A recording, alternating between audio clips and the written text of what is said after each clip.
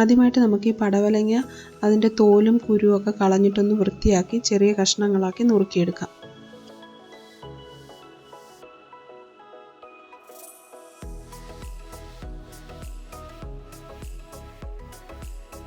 ഈ ഒരു വലുപ്പത്തിൽ നീളത്തിലാണ് ഞാൻ കട്ട് ചെയ്തെടുത്തിട്ടുള്ളത്.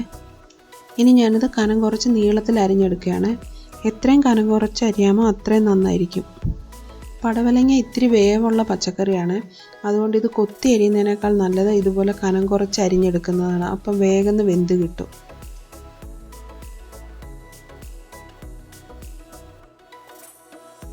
ഇതിലേക്ക് സവോള ഞാൻ കനം കുറച്ച് നീളത്തിലാണ് അരിഞ്ഞെടുക്കുന്നത്.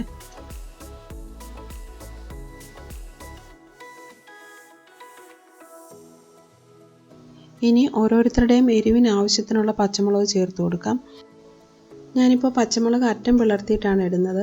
ഇത് കുക്കായതിന് ശേഷം കൊച്ചു കുട്ടികൾക്കൊക്കെ വിളമ്പുമ്പോൾ പച്ചമുളക് മാറ്റി വെച്ചിട്ട് വിളമ്പാനുള്ളൊരു സൗകര്യത്തിനാണ്. ഞാനിതിലേക്ക് 4 പച്ചമുളകാണ് ചേർക്കുന്നത്.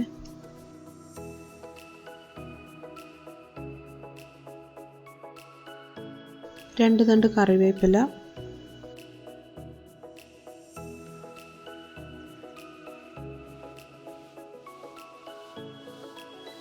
ആവശ്യത്തിന് ഉപ്പ്,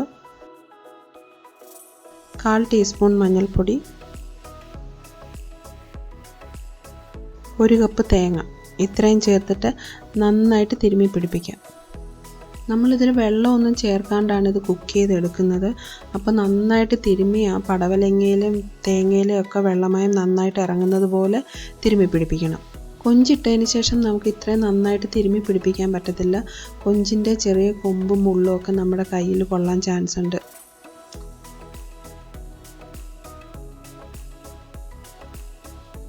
ഇപ്പോൾ പടവലങ്ങയും തേങ്ങയും സവോളയൊക്കെ നന്നായിട്ട് മാഷായിട്ട് കിട്ടിയിട്ടുണ്ട്.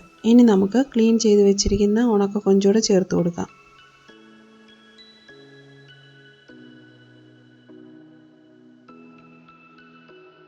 ഇനി ഒരു സ്പൂൺ കൊണ്ട് എല്ലാം കൂടി നന്നായിട്ട് ഇളക്കി യോജിപ്പിക്കാം.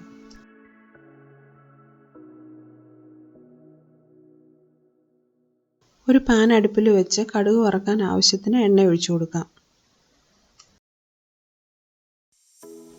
1 ടീസ്പൂൺ കടുക് ഇട്ട് പൊട്ടിയതിന് ശേഷം കനം കുറച്ച് വട്ടത്തിൽ അരിഞ്ഞു വെച്ചിരിക്കുന്ന ചുവന്നുള്ളി, 2 വറ്റൽമുളക് ഇത്രയും ചേർത്തതിന് ശേഷം നമ്മൾ തയ്യാറാക്കി വെച്ചിരിക്കുന്ന കൊഞ്ചും പടവലങ്ങയും കൂടി അതിലേക്ക് ചേർത്ത് കൊടുക്കാം.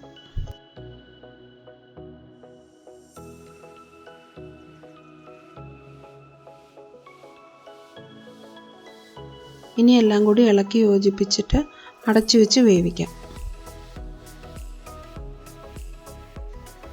ആദ്യത്തെ 2 മിനിറ്റ് ഹൈ ഫ്ലെയിമിലാണ് വെക്കുന്നത്. അതിനുശേഷം മീഡിയം ഫ്ലെയിമിലോട്ട് മാറ്റാം. 8 മിനിറ്റ് അടച്ചു വെച്ച് കുക്ക് ചെയ്തതിന് ശേഷം ഇടയ്ക്കിടയ്ക്ക് നമ്മൾ ലിഡ് മാറ്റിയിട്ട് ഇളക്കി കൊടുത്തിട്ടുണ്ട്. ഇതിപ്പോൾ ഞാൻ ടോട്ടലായിട്ട് 10 മിനിറ്റ് കുക്ക് ചെയ്തിട്ടുണ്ട്. അടപ്പ് മാറ്റിയതിന് ശേഷം ഒന്ന് ചിക്കി എടുത്തിട്ടുണ്ട്. അതായത് ഒന്ന് നിരത്തി അതിൻ്റെ വെള്ളമയമൊക്കെ ഒന്ന് മാറുന്നതിന് വേണ്ടിയിട്ട് 2 മിനിറ്റ് തുറന്നു വെച്ച് കുക്ക് ചെയ്തിട്ടുണ്ട്. ഇപ്പോൾ ഉണക്കക്കൊഞ്ചും പടവലങ്ങയും കൂടെ കുക്കായതിൻ്റെ നല്ല മണമൊക്കെ വരുന്നുണ്ട്. നന്നായിട്ട് കുക്കായിട്ടുണ്ട്. ഇപ്പോൾ നമ്മുടെ ഉണക്കക്കൊഞ്ചിട്ട പടവലങ്ങ തോരൻ റെഡി ആയിട്ടുണ്ട്.